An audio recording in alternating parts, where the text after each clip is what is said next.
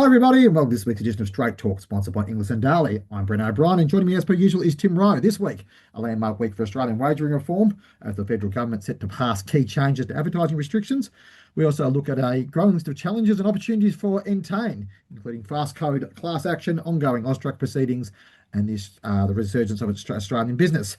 In breeding and bloodstock, the international market continues to surge with fierce competition between the sport's biggest players. Tony Santic to lease his famous Victorian thoroughbred property, and in racing, debate continues around the future direction of industry funding and regional investment, while major operations continue to expand across state borders in search of new opportunities. We'll also be joined by one of the most respected voices in Australasian racing, New Zealand broadcaster and journalist Michael Guerin, to discuss the challenges and opportunities facing the New Zealand industry. Tim, it's been a big week. Plenty to cover off. There's a little bit more to cover off. Are you recording this a little bit earlier than usual on Wednesday, because we're off to the Hunter Valley over the next few days to do a few of the stallion parades and talk to a few people in that part of the world. But the action wasn't in the Hunter, nor was it in the offices of the PRAs or the wagering companies. This week it was in the halls of Parliament, and a landmark moment. Most likely by the time people listen to this, and possibly maybe later on Thursday, it depends when these things get through, we'll finally have a definitive view of what the future of wagering advertising looks like in this country, Tim. I mean, how important is that certainty? We've been sort of stuck in this uncertain mode around what this may look like since the release of the You Win Some, You Lose More report 3 years ago. Well, yeah, it'd be interesting, and I know you followed it closer than me, exactly what the legislation looks like and the carve-outs and what bookmakers and the industry can actually do, because it has been for sort of 3 years at least, back and forth, and this uncertainty makes it very hard to plan for for bookmakers, and B, for PRAs to try and model what their revenue is going to look like going forward, and even the predictions of what what impacts these restrictions will have on turnover and revenues. Again, there's modelling, but actual real life experience will tell the tale, and it's going to be fascinating how it actually plays out and how it's implemented. Certainly, some parts of legislation easier said than done to actually implement, I would suggest. Yeah, and if you want a few more details, plenty of stories about it on the straight. Trust me, I've written plenty about it this week. I've also done a bit of a video explainer to talk through those things as well. So there's plenty to work through. And probably the most significant thing is the opt-out on the advertising aspect, which is pretty much every Australian will have the option to say they opt out for online advertising. As far as I can understand, Tim, I've been leafing through the legislation and amendments today. Racing related content and sites would be carved out, or will not be subject to that, which it probably a relief for the racing industry, because they do rely upon that high digital engagement across the various online publications as well. But there's still a few questions around this: the opt-in and how it will work, so the opt-out and how it will work, like just physically how it works. How do you make that happen, that people can't see advertising or whatever else? The government's solution is pretty much to say, well, we've put this in, you sort out how to do it, wagering industry, and you've got to pay for it. So I think that there's still a bit to work through there in that aspect. And I just wonder, obviously they're keen to move it on and get it off the political and parliamentary agenda, but there's still a lot to play out here, Tim. So, and on that, I think just handballing it onto the industry to manage it. And we don't have to look back far, I think, for an example of this with the social media ban for sort of teenagers and under 16s. And to be fair, in my experience with my own kids and their friends and everything, the bans didn't work.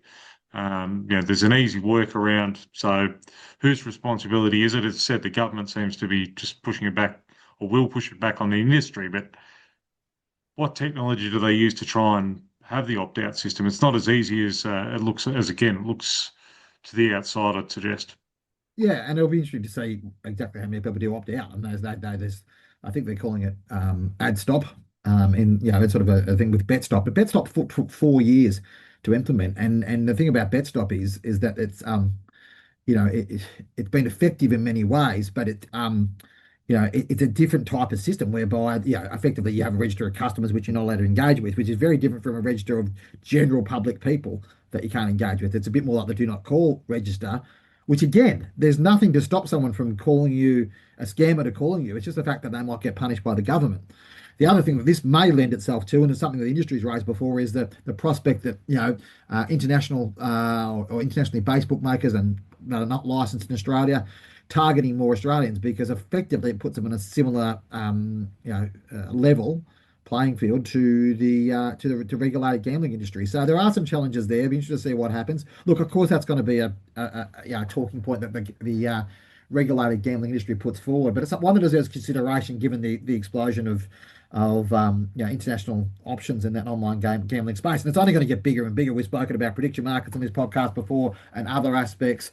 It's so easy to fire up a VPN. I'm not saying that you should do it, but at the way things stand at the moment, it's certainly the barriers to go elsewhere, with the exception of not having the consumer protections, are quite minimal as well. So, look, I think we won't know what the precise impacts will be, and honestly, it's always hard to tell in terms of turnover anyway, Tim. Like, it goes up, it goes down.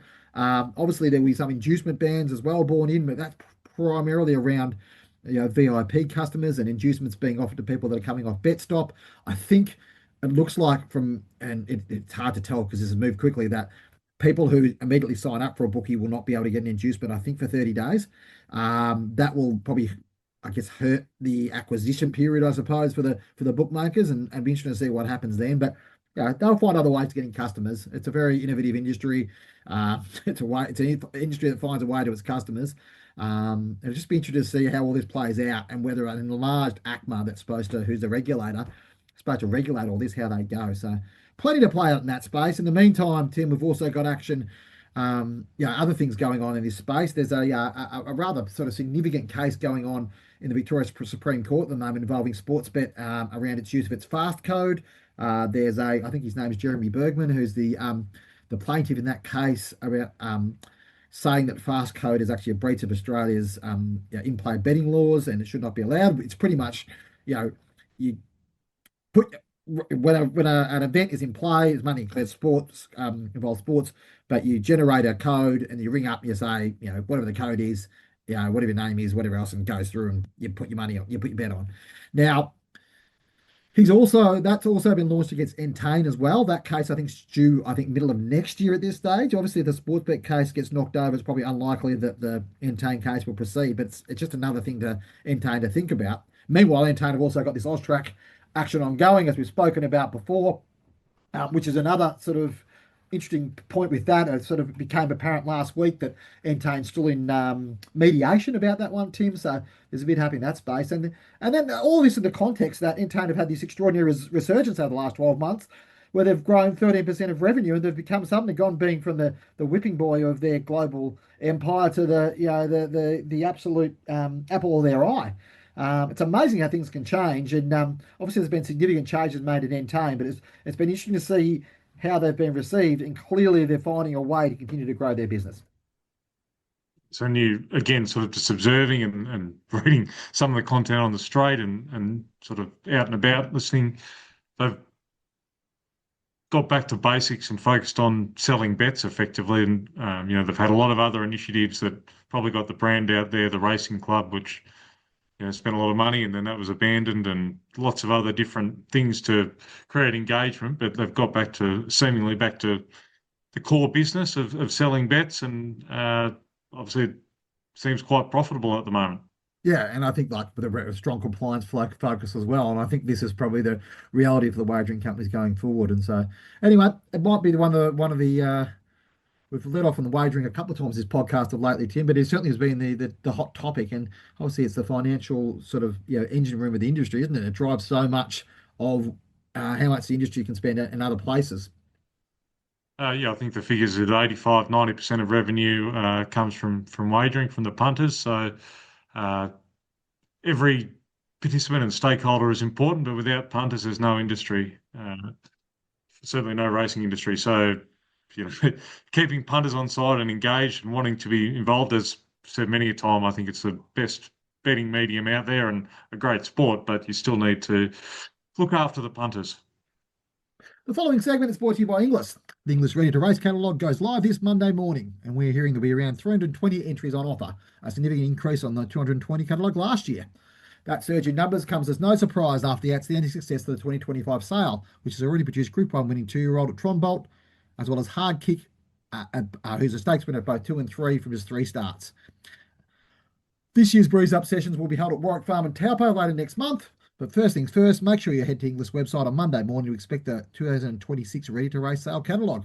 The catalogue features 111 lots out of black type performers or producers representing 35% of the sale. Those horses sold as yearlings early this year for an average of $103,396 and have been sourced from all the major yearling sales, including Easter, Premier and Classic. Go to english.com.au on Monday morning for all your details. Tim, in breeding, and as that live read hinted out, we're moving into sort of the not far away from the 2-year-old sales season. But before we get there, a couple of points we wanted to touch on. The first one was this story actually got a lot of traction when the decision from Tony Santic to lease out or look to lease out his property. Obviously, they're just outside of Geelong, Makybe Stud, synonymous with one of the legends of Australian racing. I guess for Tony, his period of breeding and doing what he needed to do after that, the success of Makybe Diva allowed him to do has probably come to an end in terms of where his life's at and where he wants to go with things. And there's an opportunity for someone else to step in there. So he's not selling the property; he's just looking to lease it. What I found was interesting, actually, going back through some of the history, that he bought the place in 2003, the year that Makybe Diva won her first Melbourne Cup, and so he has been heavily engaged in the industry for at least 23 years and longer. And yes, he's synonymous with the Melbourne Cup and that great mare and what she achieved. Arguably at stud, she clearly wasn't as successful, but still through a stakes winner, I believe, and there's still a few of the family out and about.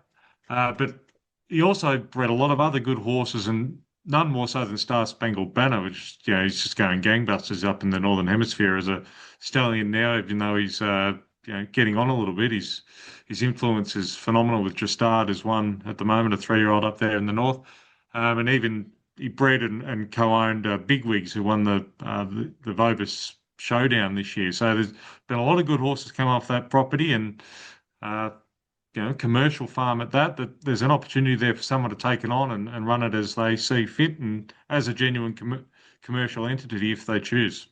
And our friends Clint Donovan and Co are looking after that process as well. Yeah, obviously the year has come to an end, and sadly we lost Makybe Diva earlier this year, but she's been an absolute icon of the sport. And we've had champions come along since her, but I don't know, but I'm with Lee Friedman. We'll find the smallest person on the track, and I don't think we'll find the youngest person on that track. We probably won't find her win 3 Melbourne Cups again. She was just an extraordinary horse, and her legacy will live on beyond that. But she was, of course, had an international pedigree herself, being bred out of the UK. But and it was interesting to see this Northern Hemisphere, spending spree continue at Arqana this week. Coolmore and Godolphin have been going at it, trying to get the same horses at the yearling sale since 1981, Tim, which might be before your time, and it's just not quite before my time. But it's remarkable to think that we've gone so long. This rivalry continues, and we saw them just smashing out of the park. I think 4.6 million euros, which is equivalent, I think, 7.5 million Australian, spent on a Wooten Bassett colt. There's a strong demand for others as well. A record, a French record in terms of price. It just seems, particularly at that top end, that Northern Hemisphere, American and European sales market is just so strong. There's been, big investors come and go. We've seen it in Australia, I guess, even, Patinack and Ammo Racing in the UK, sort of more recently. They're still spending a lot of money, but Coolmore and Godolphin, Sheikh Mohammed just, as you say, since 1981 going at it and trying to, acquire elite horses. And what was interesting was Godolphin, I think they spent close to 21 million Aussie equivalent on a lot of horses. After the second day, they'd bought 5 of the top lots. Yeah, top lots, the 5 top lots until Coolmore got involved. So it's just very interesting, the level of expenditure there at the top end. It is a luxury item, I guess, owning racehorses. But so does it apply to Australia and certainly the middle market? Possibly not, but just shows that there's still interest at that top level, and a lot of those players will be involved in Australia in some way, either big or small, come next year. Yeah, exactly right. And the reality is like we're going to the stallion parades this week, Tim, and Coolmore and Darley will be 2 of our destinations, and their investment in Australia has been massively significant. I would say, obviously we've had Geelong in the last 5 to 10 years, but like what's gone on in terms of what Coolmore and what Darley have put into Australia is quite remarkable. Yeah, and I said their ambitions are still as strong as ever. Any thoughts that maybe Godolphin were pulling back globally? I don't think you can say that's happened. And I tell you what, there was nothing more certain in the world when you knew that Godolphin had beaten Coolmore to two or three horses on the Monday, or sorry, on the Sunday it was, on the Monday that Coolmore were going to come back hard, and MB Magnia stepped up with a 4.6 million euro bid, which is quite extraordinary in that regard. A couple other stories I point your way during the week here. We had a look at the amount of, I guess, which sires had the most named 2-year-olds of the first season sires, and Animo clearly leads the way with 43. There's a lot of anticipation about his crop, Tim. We saw during the yearling sale season how in demand that they were, and yeah, it'd be fascinating to see because he was such an interesting horse in that one of the very few horses that was able to perform very close to the top level at the top level as a 2-year-old, go on and win many Group One races. I think 9 in total as a 3 and 4-year-old. He was a remarkable horse, wasn't he? And I think that there's a real anticipation about his stock coming through. Well, he had his first start at the Debutant Stakes in sort of early October in Melbourne and raced right through the 2-year-old season. And I think he drew out wide in the slipper, unlucky. Came back at 3 and interesting, his stock, understandably high profile horse, sold very well. Perception is maybe they'll take a bit more time or a little bit of time, but just the quality of mares he got, the pedigrees that are out there with the right trainers, that he's going to have every chance, and hopefully for the industry that he does go on with it and throw some really nice horses. Yeah, although I've had 40% of his foals already named, and we're in sort of mid-August. It does show that there's probably a bit of expectation they might actually be more forward than they think, but we'll see what happens with that. A couple of other points the winner, Chili Girl, on the weekend, obviously had a quite interesting pedigree, and one of the things that run the numbers this week was looking at the influence between General Nadim and Snitzel and the combination of their bloodlines. Worthwhile having a look at that. Obviously similar horses in race profile, both star 2-year-olds, favourites in their respective Golden Slippers, came back as 3-year-olds and won open age races, and then went on to have influences at stud. The other thing that was pointed out to me by James Mitchell yesterday, because after he posted that photo yesterday of Billy Mitchell looking about 6 and Peter Moody looking about 8, was that Billy Mitchell also had a connection because he trained Snippet's lass, who was, of course, Snitzel's dam. So some interesting sort of details around that. But anyway, worthwhile having a look back. And what it does tell you, you just got to look at the fact how young Peter Moody looks in that photo. I think I was 97, I think, I'm pretty from memory. We're talking almost 30 years later, and we've still got General Nadim having an impact, including as a broodmare sire of a stakes winner last weekend. But ongoing, these fast Australian breeds, we talk about shuttle stallions and their value, but these fast Australian breeds always have ongoing value, don't they, Tim? Also, the broodmare sire of a Hong Kong Derby winner this year, Brent, as well, might add. Yes, indeed. You should know that quite well. Yes. The following segment is brought to you by Darley. You only have to look at the names: Dubai Millennium, Dubawi, Too Darn Hot, Broadsiding, Night of Thunder, Ombudsman, and Gayath. It's a line that keeps moving the breed forward. And then there's Observer, a Group 1 Australian Guineas winner and a Group 1 Victoria Derby winner. The next generation of the Dubawi dynasty, standing this season at Darley. Tim, a couple of little points of the racing space before we get to our quite extensive chat with our good mate Mick Guerin. We left the chat with Michael Guerin to the end of the podcast because it's quite an extensive chat. So if you are up for a sit around the fire, pull up a cup of coffee, or maybe pull the top of a beer, or pour yourself a glass of wine or something to have a listen through that, because it's quite an extensive chat, but highly entertaining, and always good to have him on board. Before we get to that, a couple of things I wanted to point out to you. There's a letter to the editor that's worth looking at today from Helen Sinclair, who's a very experienced racing administrator around various places in New South Wales. Just about the Racing of the Regions program, which is sort of, there's been some scrutiny around that and where that's at. Worthwhile for a read. Again, we don't publish that many letters to the editors on the straight, but where we do have ones which sort of deal with some of these key issues in a sort of reasoned, professional manner, we're quite happy to put them out there. The other one, which was quite interesting, Tim, which sort of came to us late last week, we confirmed it early this week, is Sarah Ryan not moving, but expanding to Victoria. Now, she's probably not the biggest stable to have 2 state footprint, but I guess the opportunity to go to Mount Macedon was too good for her. she's obviously gone out on her own. She was private trainer for Domeland, and at sort of end of last or the previous season now, she opened up her own stable at Wyong, and as a public trainer, and any young ambitious trainer getting owners and getting horses in the stable is part of that, and that's what I think the opportunity of Macedon Lodge allows. To me, the interesting part of the story, yes, Sarah expanding is part of it, but the fact that uh, Bruce and Michael Dixon they bought Macedon Lodge from Lloyd Williams in 2022, and they've spent a lot of money upgrading it or improving infrastructure on the site. And at the time, it was certainly published, whether Bruce meant it, but it was certainly out there that this is purely a business decision, won't be owning any horses, and so on. But now they've, as often happens, you can't avoid it. They've got 20 to 25 now, just turned 2-year-olds to go into work with Sarah, and they'll be going on, back at the sales again next year, and even looking at international horses to bring down. It does have a good record. Lloyd Williams won multiple Melbourne Cups with horses trained there. Obviously Knight's Choice won the Cup there 2 years ago. So they're looking at that angle as well. Grant Morgan sort of been advising them not with the horses so far, but sort of their media strategy and things like that, on track thoroughbred. So I think from a bloodstock industry point of view, interesting that there's another significant player in the market that will be buying horses and syndicating horses. And from Magic Millions onward next year, we'll see them on the buy sheet, I'm sure. Macedon Racing. Before we head to our chat with Mick Guerin, Tim, are you Team Autumn Glow or Team Choosing Alibi this weekend? It's great to have these two champion mares clashing so early in the spring, and first Group 1 race of the season, isn't it? Yeah, it'll be a great race. Just interesting how forward they are. I'm not saying they'll protect them, but it's a long spring ahead. Obviously, She's Alibi heading to the main targets, the Golden Eagle, $10 million. So they're not going to be screwed down, but they've both drawn to get soft runs.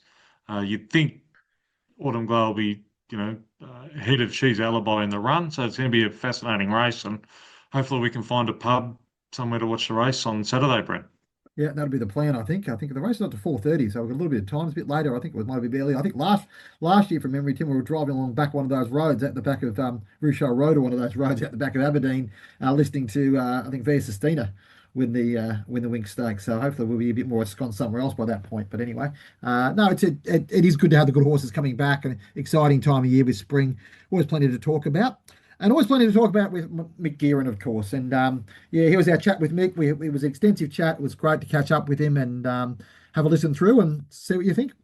And joining us now on Straight Talk is one of New Zealand's racing's most prominent media voices, Michael Guerin, our racing editor of the New Zealand Herald and host of the Guerin Report, at a time when New Zealand racing faces a series of significant challenges, including funding pressures, infrastructure concerns, governance reform, and difficult decisions around the future of racecourses. Michael has been speaking directly with key decision makers in recent times. Today, we'll get his assessment of the issues, the reality behind the headlines, and what the future may hold for the thoroughbred industry in New Zealand. Mick, thanks for joining us. Evening to you, Bren, to you, to Timmy, and to all your listeners, mate. Thanks for having me on. It's a real pleasure. Yeah, it's been interesting. We're watching from afar, I guess, of your coverage over the last few weeks. There are issues that we've covered in depth as well. We try to get a strong coverage of what's going on in New Zealand, because there's plenty of interest in Australia, and we've also got plenty of New Zealand listeners and readers as well. I mean, in your sort of extensive discussion with the racing figures over recent months, what do you believe is the single biggest financial challenge facing New Zealand thoroughbred racing, Michael?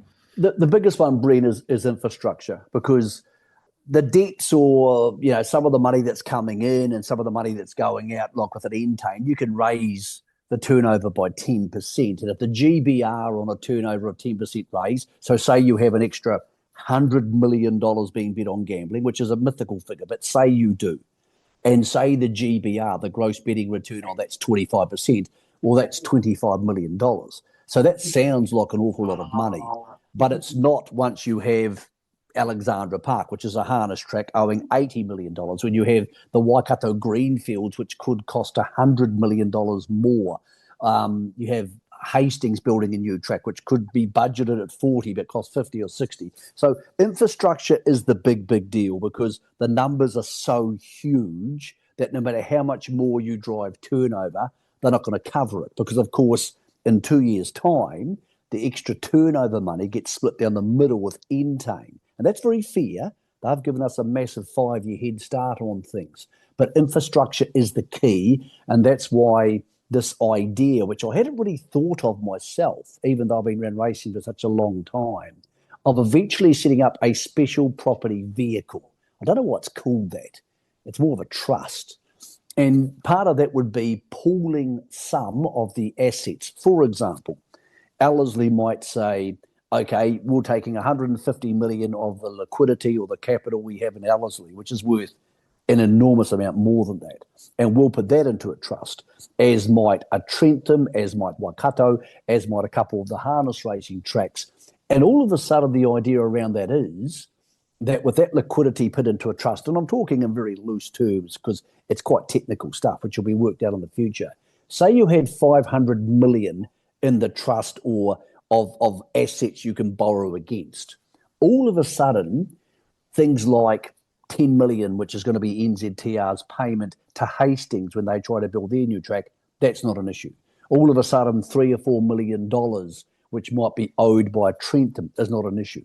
All these issues start to become very small once you have that property trust or property vehicle put together, fellas. But if you don't put it together, then what you have is a very rich club in Ellerslie who have very significant investments in land holdings. And there's a good chance that Avondale, which is the track they've closed in Auckland, could merge into Ellerslie. So Ellerslie will get richer. And around the rest of the country, you'd have these pockets of tracks with, like Awapuni, having infrastructure problems, but without the money to solve them by themselves. So of all the things that are going to happen in New Zealand racing in the next 2 years, having this singular property vehicle or trust probably becomes the most important because managed in the right hands without a parochial lens over top of it and just saying this is a good decision and this is a good investment and we need, for example, we need Alexandra Park kept for the next 10 years because having it in a fire sale now is a disaster. Maybe we can sell it in 10 years when the Waikato Greenfields is up. Those things make financial sense. But to do that, Bren, you need all that money behind you. So that's the biggest problem, and it comes with a solution which will not be easy to put together, but once it's set up, could well be a panacea for a lot of the issues we're having in New Zealand. Finding a agreement on how that should be managed is one thing, but it sounds like, have we got to this point through a lack of funding or a funding problem, or is there a governance problem, I guess, with, harness racing and NZTR? Sort of how have we got to this point, I guess? Well, I think a lot of the tracks, Timmy, are old. And they're old and we haven't invested well in them. Ellerslie had the money to do so, and they are the shining light at the end of the tunnel for New Zealand racing. So they've proven they can do it. And there's some really good people trying to do some really intelligent things. Like a Waikato Greenfields is a really good idea because eventually you can sell to Rapa and Cambridge to pay for it. But to sell to Rapa and Cambridge to pay for it, you still need to get the thing built in the first place, which again might cost you $100 million, and again comes back to liquidity or the ability to borrow against other assets. I don't think anybody's done too much wrong in the way of governance. The governance of New Zealand racing has been a big concern for a long time because clubs get votes and clubs tend to see things very parochially. And in the last year, I've thought quite a bit about New Zealand racing and New South Wales racing. And a lot of people don't like Peter V'landys. I know Peter works for a board and they're supposed to give him mandates, but you still need that really strong leadership. And I think in New Zealand there's been far too many boards, far too many reports, and far too many fingers and too many chiefs and not enough Indians. And I've thought a lot in the last years have come to these problems about having that person who goes, no, enough of this shit, we're going to do it this way and get it done. And that, I think, is what New Zealand racing ultimately leads. So I do think there needs to be some governance changes, and I do think you need to have less external directors because I think external directors often come with financial or legal qualifications, but a lot of the times they don't understand the minutiae of racing and where the New Zealand racing industry sits, not only for itself and in the gambling market, but of course in the Pan-Pacific market into Australia and of course into Hong Kong. You need a pretty good understanding of those things to be able to make that level of decision. And I think, without being belittling, I think the people on the TAB advisory committee had a really good understanding of that. I think some of the people on the racing governance bodies don't have as good an understanding, and that's why it would seem to make sense to listen to the TAB advisory and their recommendations, because they're pretty much, without buttering anybody's toast here, fellas, yeah, you're talking to Peter Valley, you're talking to Brendan Lindsay, you're talking, Greg Tomlinson, Chris Waller's involved, Mark Chittick. These are the smartest people in the game. So if you're not going to listen to them, then who are you going to listen to? Is there a challenge here? I guess part of the challenge is there's been a lot of change in New Zealand already. Like with the Entain deal, it changed things up a lot, Michael. It obviously the stakes increased. They've already got a little bit excited, but there's been a significant sort of, I guess, power shift to a certain extent in the way things are working. What you said before about sort of needing someone to sort of pretty much drag everyone and drag them kicking and screaming into the new era. I mean, change is always hard in any industry, and some of the stuff you're talking about, as you said before, it's the same challenges facing the Australian jurisdictions as well. How do you get people on side? How do you because immediately you take a position, so people will hear what you say before and say, oh well, he belongs in that team and you belong in this team. How do we get beyond this team argument to a point where there's a greater good here, Michael? Well, that's a really good question, because that's racing to a T. Yeah. My trainer's my man, or my woman, that my man, your man said this, and your jockey did this, and if you don't like somebody, they can't ride, and if you do like them, they're a genius in the saddle. So racing's had that issue for a long time. Personally, I don't care about the personalities. I know there's people I love in racing who are idiots, and I love them because they're idiots, and there's people who are really smart in racing who I don't like, but I respect. And there's people like John Massara who I didn't know, and I've grown to have enormous respect for because their body of work is so strong.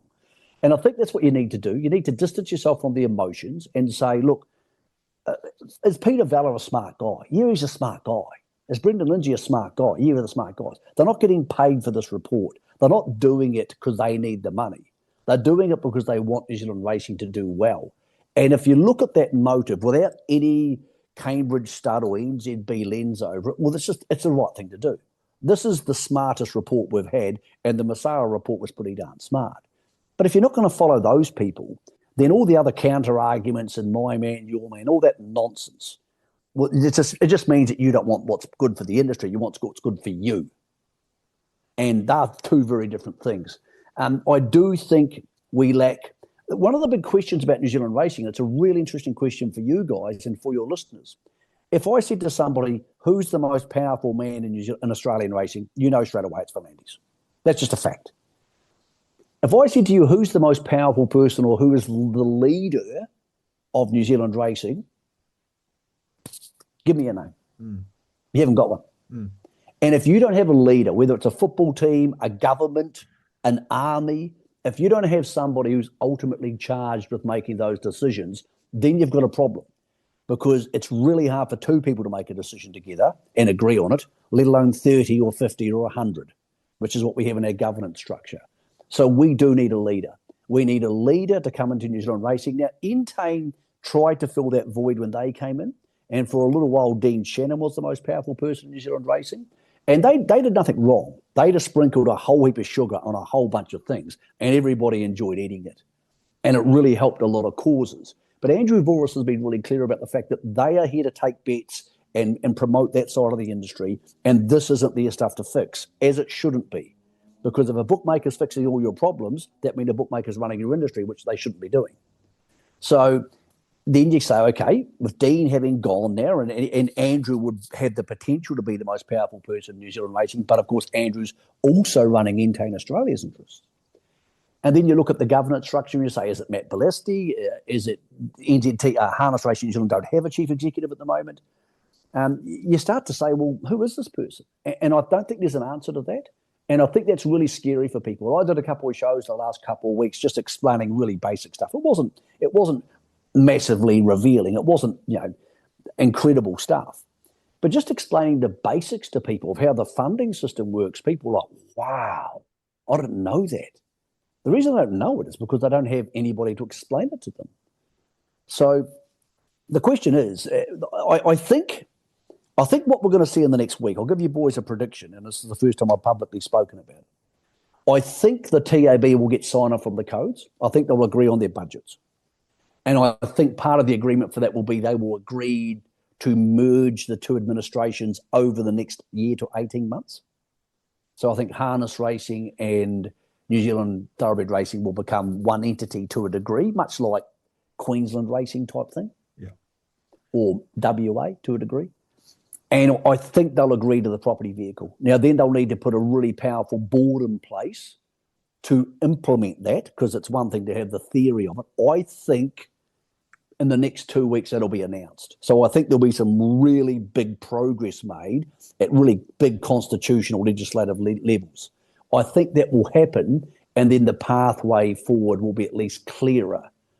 If it doesn't happen, then we're just going to go around in this silly dance for potentially years to come. And we can't afford to do that. They'll start closing Trentums. They'll start closing Alexandra Parks. They'll close things, Brennan, to me we can never get back.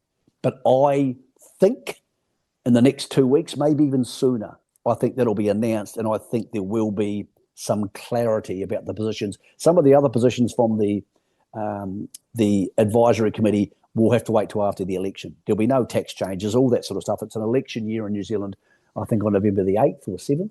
So those things will have to go back, because then there's another question: does Winston Peters remain as racing minister? Because you could make a case he's the most powerful person in New Zealand racing, but of course he's our foreign minister as well. So he's got lots of other things on his plate, so therefore he doesn't deal with the day-to-day handling of New Zealand racing. So there's a whole bunch of questions after the election. So 2 or 3 of those really big ticket items are going to wait till after the election. But I think in the next 2 weeks there'll be an announcement that there'll be an amalgamation of the actual servicing of the industry by the two key bodies, and I think the property vehicle / trust will start to become something they start to work on the detail of. Mick, do you think if that does come to fruition that I think, I saw in the report, and you would have too, that NZTR guaranteed stake money, prize money through to, I think it's the end of September, maybe October. Will this deal, do you think that NZTR will be able to maintain current prize money levels, or will they have to slash costs to make the books balance?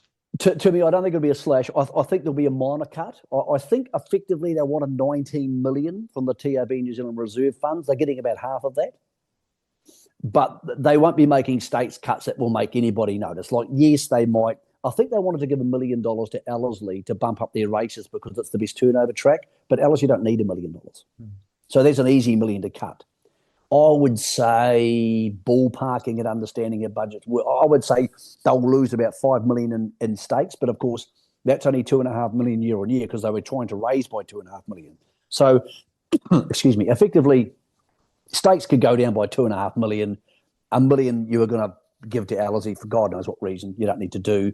Some of the bonuses last year, there's a $500,000 bonus up for grabs in the Prasia plate. We don't need it. It's a waste of money. So you could easily cut 2.5 million from the stakes budget, no issues at all. So I don't think there'll be a slashing of anything. I don't think we're going to see $600,000 weight for age races become 300. That's not going to happen, and that's the good news. Probably the longer term question, gentlemen, around stakes is the NZB Kiwi. It's our richest race. It goes up to 4.5 million this year, but that's the final year, or the season, sorry. That's the final year of the current slot holders. And when you have this level of uncertainty, and New Zealand doesn't have a Star City or an Arrowfields and all these places like you have in Australia, and obviously, Godolphin's involved as you do for the Everest, and of course, Yulong. We don't have that. So I think it's going to be really hard to keep the momentum going for the NZB Kiwi, because once you start undermining people's confidence, the days of having $700,000 for a slot might be gone. So I think that might be something. It'll definitely be held in March. It's something I think will need to be restructured for the following year. It's an interesting one, isn't it? Just moving sort of briefly back into the infrastructure world and obviously the project stamina, it felt like a little bit from over here, like it landed as a little bit of, despite the intentions and everything else that was sort of worked out, it landed as a little bit of a knife in the heart of the regional racing and people feeling that, there's a stronger focus towards this. And this is the discussion we're having in Australia as well. How do we sustain? I mean, there's discussions the last couple of weeks about if there was a wagering downturn because of inducements being banned. Aaron Morrison, the Racing Victoria CEO, came out and said the first thing that we need to look at is country racetracks and all this sort of stuff. How much of a danger is it that regional racing model, which has fed a lot of the great stories and I guess that grassroots of New Zealand racing, may be lost in a model where we become very focused on the top end? It's actually a misinterpretation of the report by a lot of people. So a lot of the community clubs, like my hometown, Greymouth, 9,000 people, Reefton, which has probably 4,000 people, Kamara, they're all still going. What they've done is, the report itself was okay. It was very numbers-based. They were very honest about it, the company who did it, and said, this is numbers-based, this isn't a be-all and end-all. But yes, Oamaru finished on Friday. Rotorua will close. That's where Opie Bosson was born. And you do say to yourself, if you close these tracks, the next generation of Opie Bosson's not come along. So I totally agree with you there. But they haven't closed a lot of the community tracks. They've said you need to keep your standards up, that basically you guys paint your own stands, you do your own sandwiches, you just go have fun. As long as things are safe, you can keep going. And they don't tend to get a lot of great dates. Kamara races on a Saturday, but most of them don't. So a lot of the smaller tracks I was pleasantly surprised to see staying. Some of the tracks they're closing, you're like, okay, do you really need to close Oamaru? It's reserve land. You don't get any money for it. You don't get the chance to sell it to make more money for the industry. But I suppose if you need to close some tracks, and I'm not really sure why you do need to close some tracks, then I don't think they've gone too over the top. But they're not the big issues. The big issue is clearly trying to close Trentham. Yeah. Trying to close Trentham is literally... It'd be like me getting on an Australian radio show and saying, I've done a report and we're closing Eagle Farm. Oh, and Doomben. We just decided we don't need racing in Brisbane anymore. People, what are you talking about? Now, because you're not closing Randwick or Rose Hill, because if you close one of those, as much as it's a dumb idea, you still got racing in Sydney. You still got Warwick Farm. But you're talking about closing racing in Wellington, which is the capital of New Zealand and our second biggest city, and having no racing of any sort. There's no more greyhounds here. The harness racing closed here probably 25 years ago. And you would have no racing in the capital city of New Zealand, which is where the government sits, and no racing for 100 kilometres around it. Well, that's just preposterous. And one of the things that RCP, the company who did Project Stamina, did, which just annoyed people to high heaven, was they said there's travel friction, which is one of those bullshit things people put in consultancy reports, which means there's no horses trained at Trentham, so it's really hard for people to transport horses from Awapuni to Trentham, and it costs the industry money. Well, yes, it does. Two things out of that. First of all, there's no horses trained at Royal Ascot. There's no horses trained at Longchamp. There's no horses trained at Happy Valley. Yes, they're trained at Sha Tin, but it's still a bloody hard way to get across Hong Kong on a Wednesday night. I can tell you that much. There's no horses trained at lots of great tracks around the world. It doesn't stop people racing there. And secondly, for people listening to this who own or train horses, if Bob says to me, and I've got a horse racing this Saturday, it has to go all the way across the North Island, and my trainer, Harvey Wilson, when he says I'm taking the horse to Hastings, I don't say, how much is that going to cost? No one ever says that. It's different if you're going to a different state or a different island, but no one says if you're getting on a float to go 100 kilometres, that's too far to go. And where they really stuffed up is they said travel friction was an issue for Alexandra Park, which is the harness racing track in Auckland. Travel friction was an issue because horses were coming from too far away and it was a cost to the industry and the owners. But Alexandra Park's 1,200 metres from Ellerslie. And Ellerslie was never mentioned with travel friction. So, as you guys know, people will race their horses where they want to. No better example than Moods this week. If I want to take She's and Alibi to Sydney, I'll do it. And that's the same for everybody. If you want to go 200 kilometres into the bush to win a race, travel friction was just bullshit. And once they started it, people looked at it and thought, these are a bunch of consultants from Auckland who don't understand racing. And that really let them down. And for Trentham to be labelled into that basket really hurt them. Then Russell Warwick, who's the outgoing chair of NZTR, came on my show and said, after the report had mentioned the potential for a faulty grandstand, which wasn't earthquake compliant at Trentham, which has been proved wrong, and he said the grandstand is not a factor.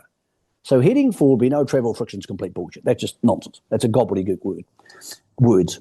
And the grandstand isn't an issue at Trentham.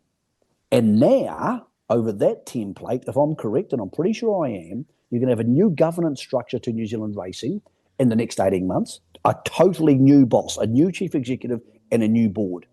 And you're going to have a special property vehicle or trust coming on board. Well, then how can you possibly consider closing Trentham when you know the grandstand's okay, you know travel friction's complete bullshit, and you know that there's going to be a whole bunch of people who actually are in power in 18 months who will eventually should be the ones making those decisions. So if what I think is going to happen in the next 2 weeks happens, all the track closures for those who want to stand their ground have to go on hold, because you can't say we're bringing in new bosses, or by the way, we're going to close a whole bunch of stuff before they get here. And especially not Trentham. Trentham's an iconic track in this country. So the idea that it could be closed before a new administration comes on board is totally absurd. Was Trentham one of the ones that they could sell, or was it just logistical, or they financially said we should close it down? No, they absolutely, Trentham could be sold, but that again comes back to the fact that NZTR would be, to me, usurping that money. They would get that money. But NZTR is not going to exist in 18 months. It's going to be Central Co, which is the nickname they're giving to the new Central Corporation. If my information's right, I'm pretty sure it is. And then you say under a special property vehicle, Trentham's total value could be usurped into that property vehicle and become part of the national wealth base for racing. So why would you sell it now? Why would you not bunch it together with a whole bunch of stuff to have that superpower? So the idea of selling it to get, because obviously you can't sell it tomorrow. Even if you do sell it, it's going to take a year or two, and the people who are deciding to sell it now and close that track down won't be in power in 2 years, and they won't be getting the money. In fact, the entity they work for won't be in power. So when you're making those big decisions that can't be reversed, you simply don't make them if, as we expect, the governance model is about to change and you are going to launch a special property vehicle, then these things have to go on hold, because once you've done them, they can't be reversed. I guess from that perspective, it sounds like at the moment that we're sort of, you're going through this change. There's this period of significant change and a lot of stuff's going on. And understandably, people get nervous. As I said before, change is hard. But in your mind, Mick, are you more optimistic or pessimistic about New Zealand's racing future? Should it go through, I guess, this difficult period, this transition period to go forward? How do you feel like, as a person that's obviously been involved in the industry and there's a lot of, I guess, different aspects to this, but how do you feel about where things will be heading if the right decisions are made in the next 18 months to 5 years in order to where we see things 5, 10, 15 years down the line? Because there's a danger that things don't get done. We're having another report in 8, 10 years time, and the next report's a lot more drastic. Brett, it's a funny thing. When Entain came on board 3 years ago, it was like everybody had just discovered alcohol, sex, candy, the whole thing in one day. Oh my God, it's never been so good. And I was saying to people, hey, calm down. This is not what you think it is. This is a sugar rush, and it's bloody good of Entain to come on board. The deal's very fair, but calm down, because all this money being splashed around won't last. And of course it hasn't. But now, when everybody thinks it's doom and gloom, it's not as bad as I think they are. Yeah. The implementation of the special property vehicle, the change to the administration, and getting a good leader, getting a really good chief executive is crucial to this. Those things can solve a lot of these problems in a heartbeat. These aren't billion-dollar problems, and this is a billion-dollar industry. So the equity is there to fix these things, but you need those things put in place, and they're not hard to. New Zealand's strength is so small. We don't have to unite a whole bunch of states like you guys have to. We can just say it's one entity, just get it done. Even some of the stuff isn't even going to need legislative change. We're not going to even need the government to vote on this stuff. We can just do it ourselves, but we need to do it. And I think the first 2 steps down that path will start in the next 2 weeks. So ironically, I was never a rah-rah man when everybody was getting excited 3 years ago, because I knew the fact that this was a sugar rush. I also knew that it would be incredibly hard for Entain to create as much betting momentum as they wanted in racing, but they're creating it in sport, which drip feeds back to racing through TRB New Zealand. So it was never as good as it was supposed to be 3 years ago, when people just turned into zealots. Grown men were raving lunatics. It got to the embarrassing stage where Dean Shannon was literally Jesus. People walked up to him and spoke to him like, "Oh, Dean, can I please have a..." He's just a bloody good bloke. And then people realised that, that wasn't reality, because when you sign a new deal and a new partnership starts, they very rightly flashed a lot of money around and did a bloody good job for the industry. So this isn't their fault. But people got carried away. And now people are getting carried away with the doom and gloom, but it, again, is very fixable. So the interesting one is one which you boys have to deal with too here is exposing these things. Yeah. See, NZTR was living in the shadows a little bit. Not they weren't doing anything wrong. They weren't being corrupt or doing anything naughty. They just didn't want to talk about it much. And everybody keeps saying, well, the whole TRB New Zealand thing, we'll all agree we won't talk about it. Well, that's just bullshit. Harness Racing New Zealand, NZTR, and TAB New Zealand, away from commercially sensitive subjects, have a duty to tell people in the industry, because the people out there breeding mares this year, or buying property, or buying horses, and I've got 7 horses going that are ready to runs. I've got $500,000 on the table myself. You have the right to know what's going on in your industry. You are a shareholder of this industry. So anytime clubs or governance bodies start saying, "Oh no," or "we'll keep this," we're working through this, and they send out comms which don't make any sense. Anytime they do that, I think it's disingenuous. And that's why when we had those 2 shows recently in the Guerin report, people were like, "Oh wow, that was really revealing." And it wasn't that the shows were that great. It's just they wanted any information. They were craving for information. But as you boys will be finding out on the other side of this coin is, anytime you tell people the truth, people think that you're shit-canning the industry, you're being negative, you're saying, well, the straight doesn't make up the news. The straight's not making up the Australian government's attitude towards gambling advertising. You're just reporting it. But a lot of people don't want to hear that stuff. And then when you don't talk about it, which has become very prominent on both sides of the Tasman, the industry-backed racing media don't talk about most things. And I understand why. I know these people. These people are my friends. But they're going to get fired. I've been fired by the Herald 3 times. I've been fired by Trackside 3 times. And a lot of that comes down to telling the truth or saying things which are difficult for people to want to comprehend, or your bosses not being happy that you said them. But if you're going to own a website like you boys do, or have the privilege, which I have, of having your own show or working for the New Zealand Herald, I've been racing into the New Zealand Herald for 36 years or 30 years. If you're going to have that privilege, you've got to tell the truth. And if people in the industry want to be well enough informed to make decisions whether to put their horse to a certain stallion this season, they deserve the truth. But they can't also blame you for telling it, because that's just naive.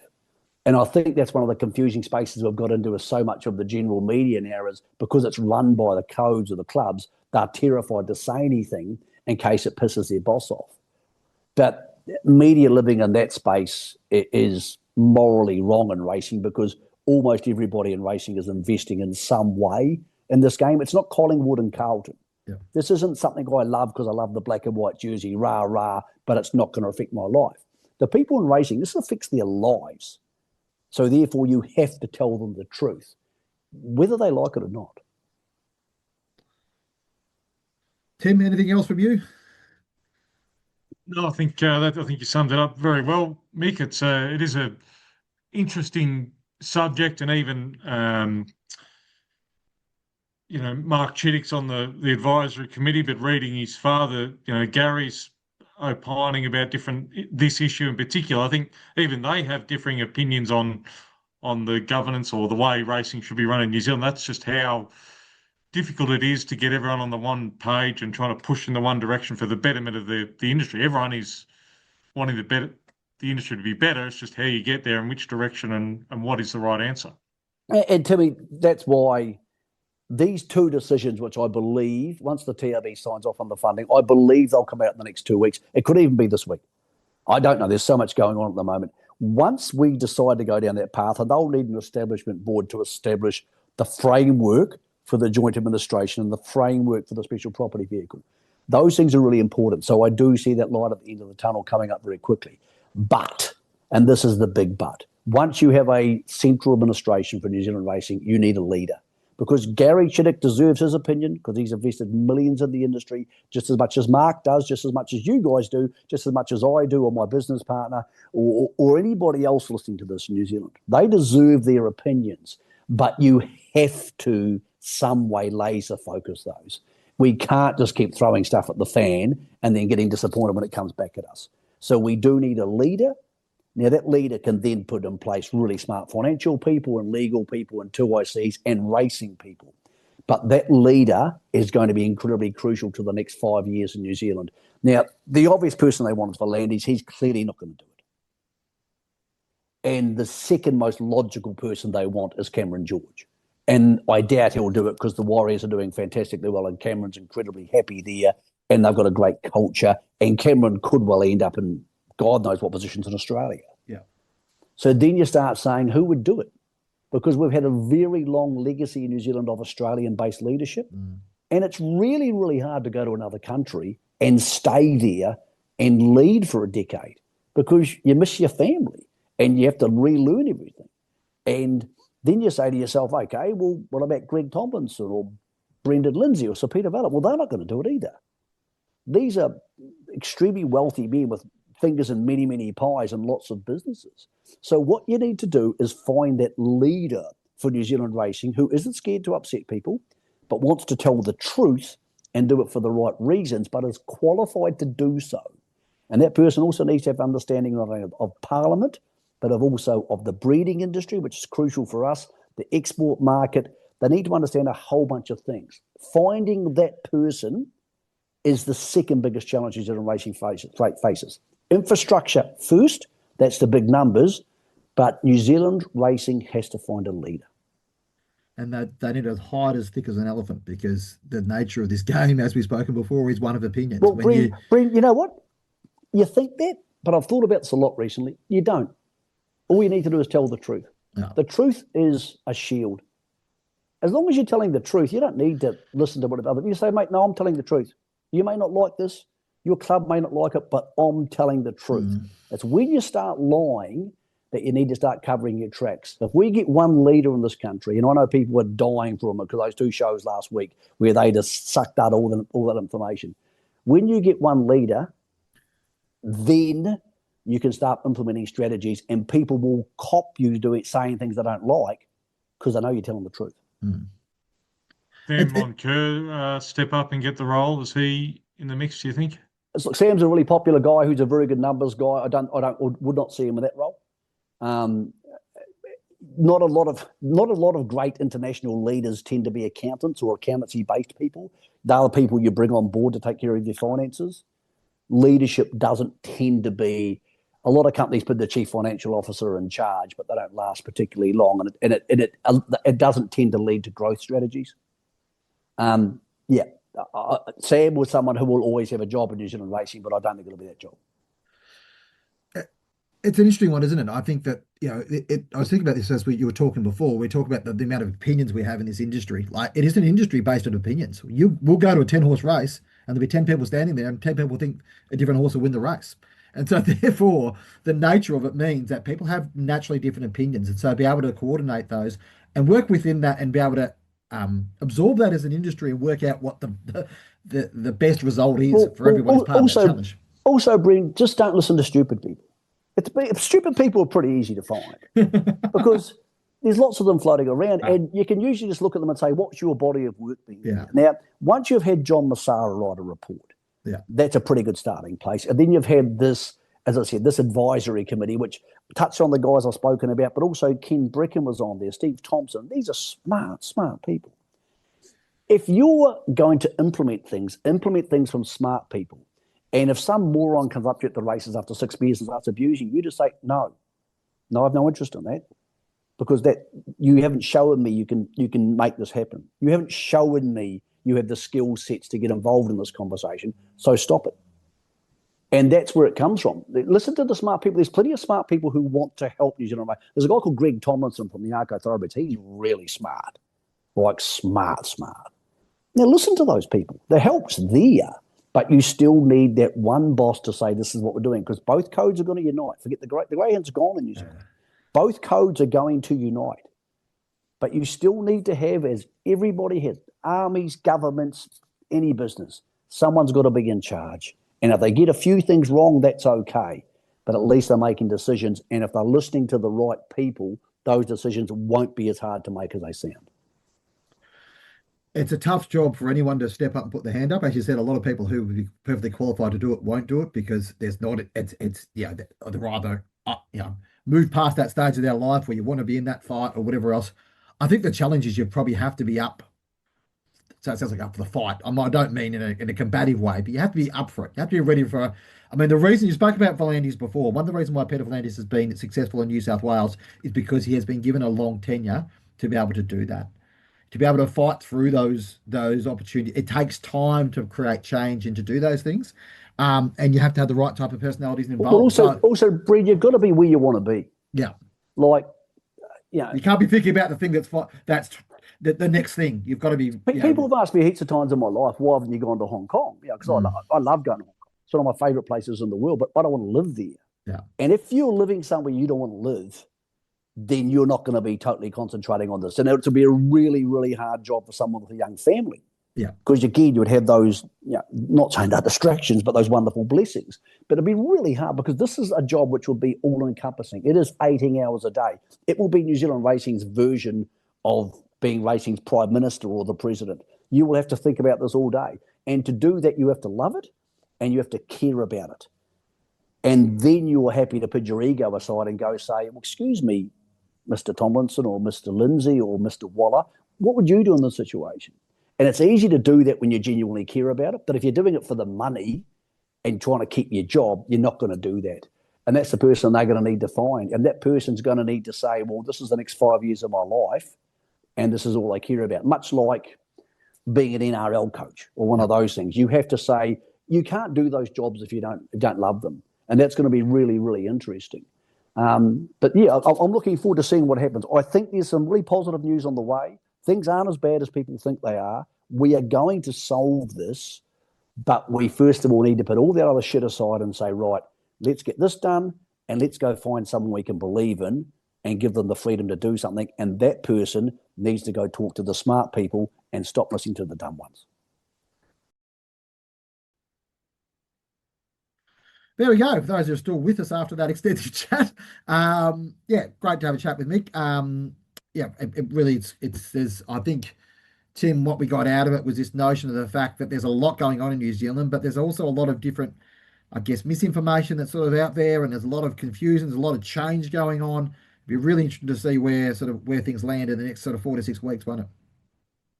We did promise Mick we'd keep him for 20 minutes. We went for sort of closer to 40. So thanks, Mick. But yeah, sounds like there's going to be something more concrete happening in the next couple of weeks. And as Mick said, it's going to take strong leadership to row the boat forward, I guess, in whether it's the right or wrong direction, that in a direction rather than treading water as it appears to be at the moment. Looking for your next opportunity in racing, breeding or wagering, or searching for the right person to join your team? The Straight Jobs is the industry's dedicated careers platform, connecting employers with talented professionals right across the thoroughbred sector. For the latest opportunities in industry careers, go to jobs.thestraight.com.au. Tim, before we head off, anything else, any other matters? Just looking forward to getting to the Hunter Valley.